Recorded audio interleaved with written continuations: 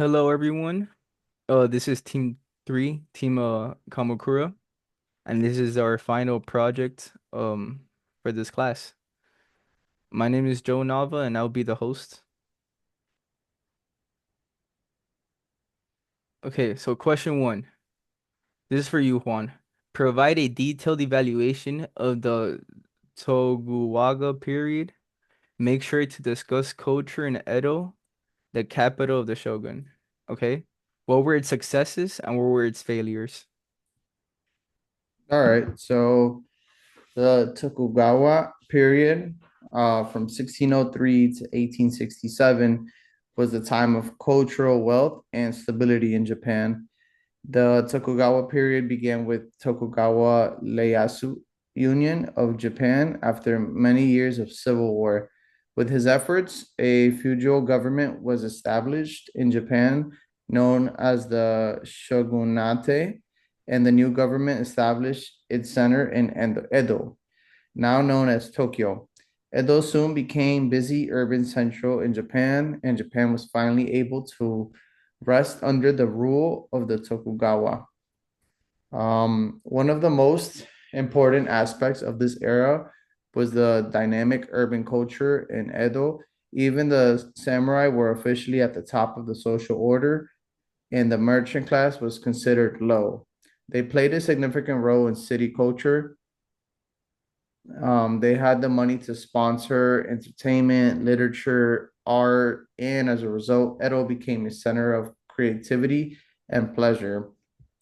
The city's entertainment districts thrived, and anyone who wanted to see kabuki, the kabuki theater, buy woodlock prints, and read popular fiction traveled to Edo.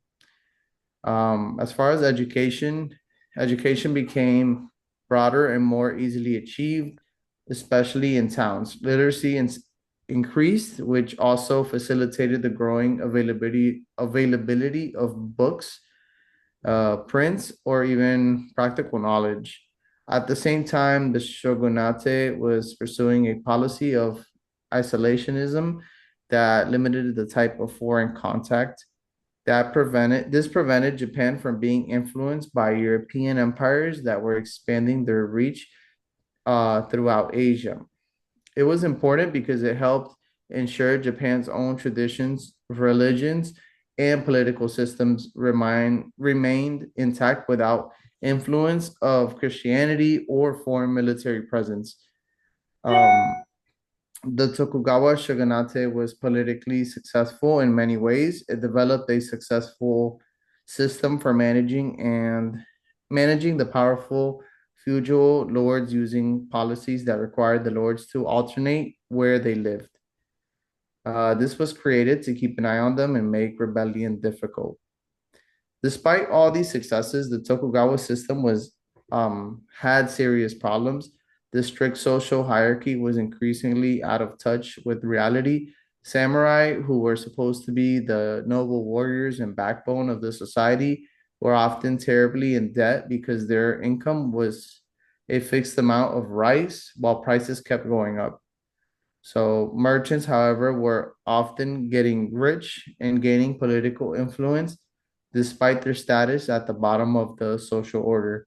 There was an imbalance that the government refused to recognize, and it created tension and social strain.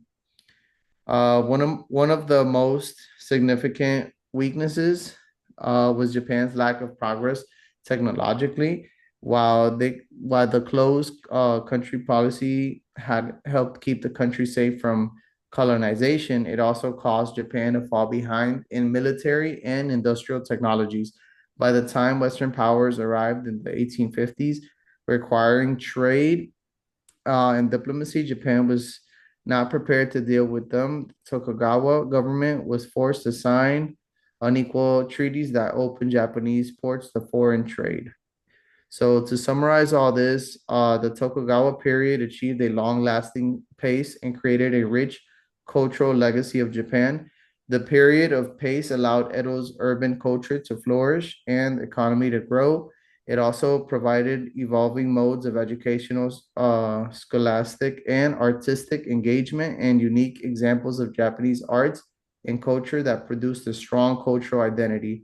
But the rigged social system failure to adapt to change and hostility towards foreign influence left Japan at a vulnerable position, led to its ultimate collapse. There is no doubt that the various traditions and cultural practices which emerged out of the Tokugawa years remain present today as part of Japan's identity. That's it for me. Good job, man. Thanks. Um, so the second question is for me, and it's how did Japan embrace modernity, and how did it engage with the outside world? And the second part of the question is how did imperial democracy come to be? So first, I want to explain or hint at why Japan was able to embrace modernization so quickly, or I guess better than most people and cultures. The reason for it is because of Buddhism. Buddhism was very influential, and a lot of people in Japan uh, accept or embrace Buddhism values. Um, for example, the religion really is centered about meditation, self-reflection, enlightenment, discipline. And because of those values that the Japanese people have, I feel like that's why their path to embrace modernization, new cultures, westernization was a lot smoother and very quickly.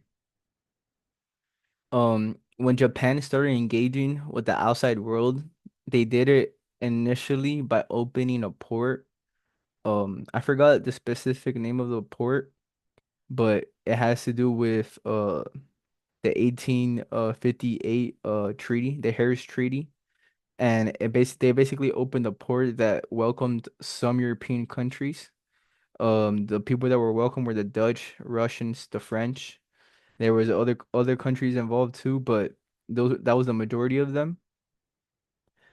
The Japanese had really strict rules for this port. So the when the port was built, the town that was there, the Japanese basically took all the citizens that lived there and moved them out because they didn't want the Japanese people and the foreigners to really be like exchanging like information and like values and all that stuff. They wanted to be kind of isolated. And it goes both ways because so they emptied out the town only for the foreigners, but then the foreigners were not allowed to enter the country past that town. So although they were engaging with the outside world and other countries, they weren't really, they didn't really open their borders like that, like they have now. Um, Later then, the imperial democracy came to be. I feel like through a lot of help of the Meiji Restoration period. During the Meiji Restoration period, there was I guess, the advancement or the change of government. Prior to that period, Japan had a shogun like military style government, which was kind of like a dictatorship. And then they modeled their new government after the German government, which has like two houses. They created an imperial diet, which created the two houses, the House for Representatives and the House for Peers. They're able to vote for who represents them in the House of Representatives. And the House of Peers is more like nobles, like rich family, people of power. And basically, as the years have gone by and passed, they eventually moved away from the imperial diet, and then they moved to the national diet, which is their current government, that has like Western values and politics and more Westernization, basically. And that's it for this question. Next, we have question three. It says, "What events led Japan to act on its colonist desires? How did Japan get? How did the government get the Japanese people on board with them?" This is my question. Yes, And sir. to answer this, it actually goes off of your previous question.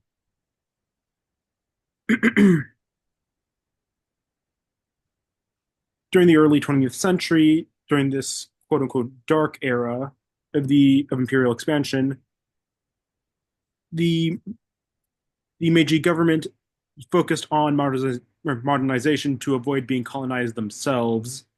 And during this sort of period, they also managed to acquire more territory and grow successfully through a mixture of military success and ideological transformation, with Japan defeating the Chinese in 1895 and gaining Taiwan. And then during the Russo Japanese War, where Japan won against Russia, a global European superpower, which helped legitimize Japan's imperial power, which led to a series of, well, what I could best describe as national security, economic independence, and global prestige.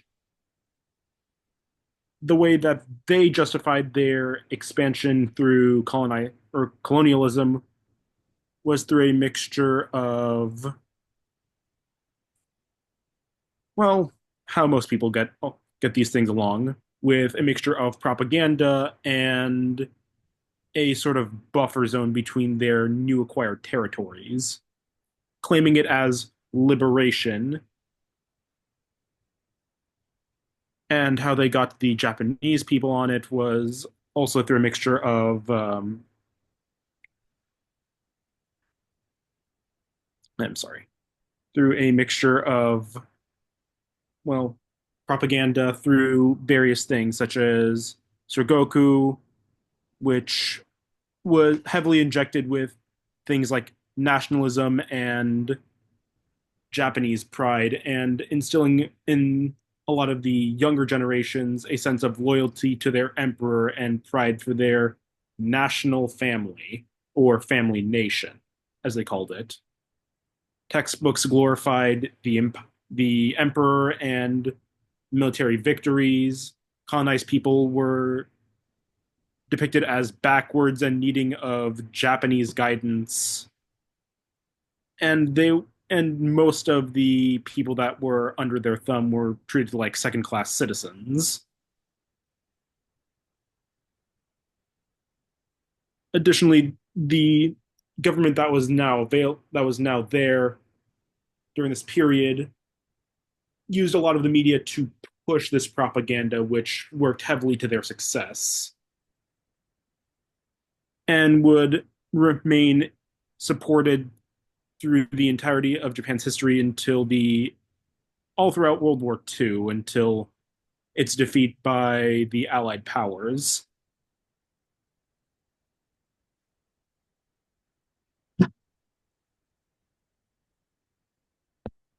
Okay. Um, oh, this is your second part of your slide. Did you answer the entire question? Yes, I have. Okay, good job, man. You did good. You roll a lot. All right, and then for the final question, question four, is the period between 1945 and 1970 is titled Defeat and Reconstruction by Stalker and Reemergence by Huffman. What are the steps that Japan took to become a world power? What was the role of occupying forces? That's for you, May. Okay, so to start off this question, we have to look to after Japan was defeated um, in World War II, where the Allied nations decided to occupy Japan. During this occupation, they had three major goals: demilitarization, democratization, and decentralization of wealth and power. To achieve the first, the Allied nations forced Japan to give up the lands they colonized, demobilize over 5 million troops, and to remove public officials that had like a militant um, persona from public office, with the most notable case being the Tokyo War Crime Tribunal. For democratization, the Allied nations revised the Meiji Constitution, which included turning the imperial family into symbolic figureheads and forcing Japan to renounce war as a policy tool. And then decentralization of wealth and power was done by dismantling the zaibatsu, or the business conglomerates, and they also created land reforms to improve the middle class and aid the people in the rural areas. But when the Cold War intensified in the 1940s to the 50s, the Allied nations kind of reversed their plans and actions, which is known as the reverse course. During this time, labor rights were weakened. The officials that were originally kicked out of office were now reinstated. And then the policies that the Allied nations began to do suited the conservative leaders of Japan, which led to the Yoshida Doctrine, which prioritized economic growth over military buildup while using the US military to project Japan. And then on September 8th, 1951, the peace treaty was signed, which ended the Allied occupation, had Japan regain its sovereignty, and Japan also got the right to self-defense and unrestricted economic growth. So during this time, with the Allied nation gone, Japan had to rebuild itself. And the way they did this was the way they were able to rebuild themselves was the like economy with the Korean War and the Vietnam War. The US needed help manufacturing and producing all this weapons and supplies needed to go fight in these other countries. So Japan was there to manufacture and produce everything. There was also the rise of the Iron Triangle, which was a cooperation between the government, bureaucracy, and corporations that allowed for all this production and manufacturing to um, become available.